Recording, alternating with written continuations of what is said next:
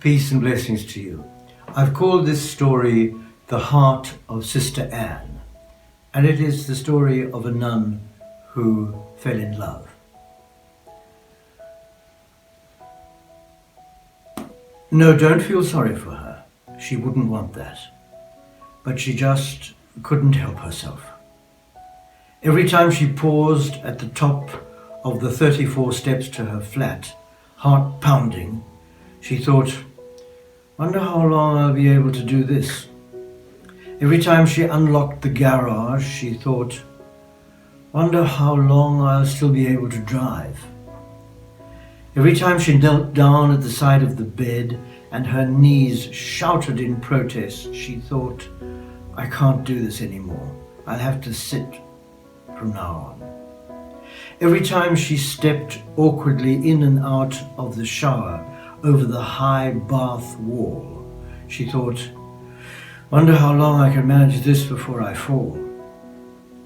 Every time her toes sank into the soft sand across the 1 kilometer beach, and she struggled with the usual southeaster wind in her face on the way back, she thought, wonder how long my legs will be able to do this.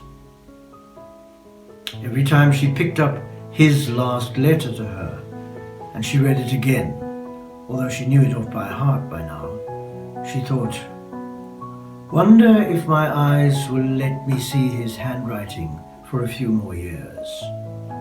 Or will I have to recite his goodbye in my mind, if I still have a mind at all?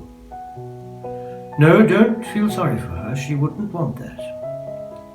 That final morning, she dusted the little flat, swept the carpets, mopped the kitchen and bathroom floors, hung the laundry, took things out of the fridge for later use, made herself tea, looked at a few emails, really grateful that she could manage to do all these little domestic things.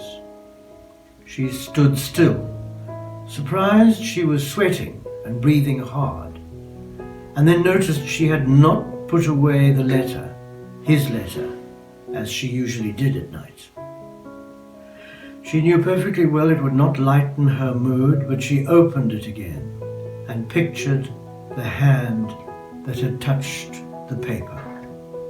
She stroked the surface of the well-worn page and seemed to feel his remembered warmth, the warmth contrasting with the words coldly printed on her brain forever.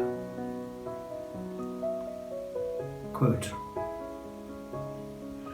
didn't we both know from the start it would never work out? Our age difference, Anne, your calling, your vocation, our falling in love at the gym. It was doomed from the word go. You're making it so hard for me. I care for you, but it's over. Move on for your own sake. I beg you. I've moved on. The way I cope is not to think about you, because when I do, I really ache and sort of break in half. Don't do that when you think of me. You married God. Stay that way. We have hurt each other without meaning to. I must stop, as I know this note will be painful.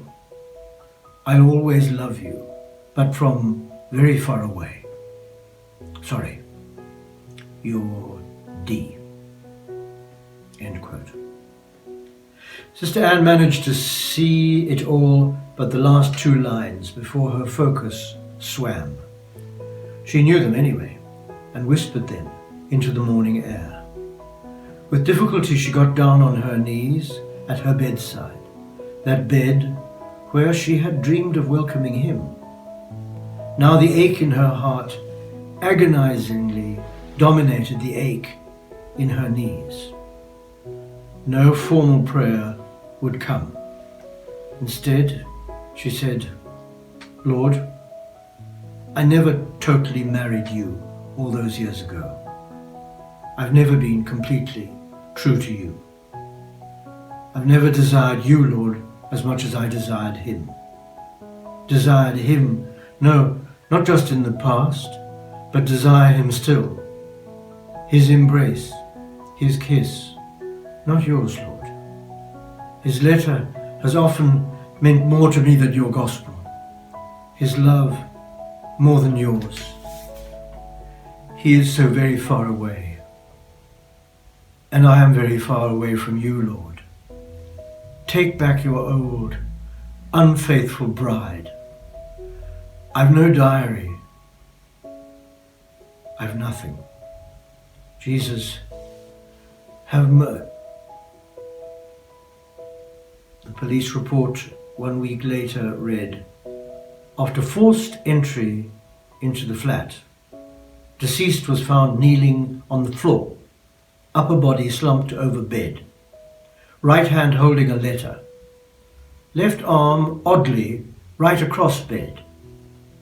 Certified medical cause of death, heart attack.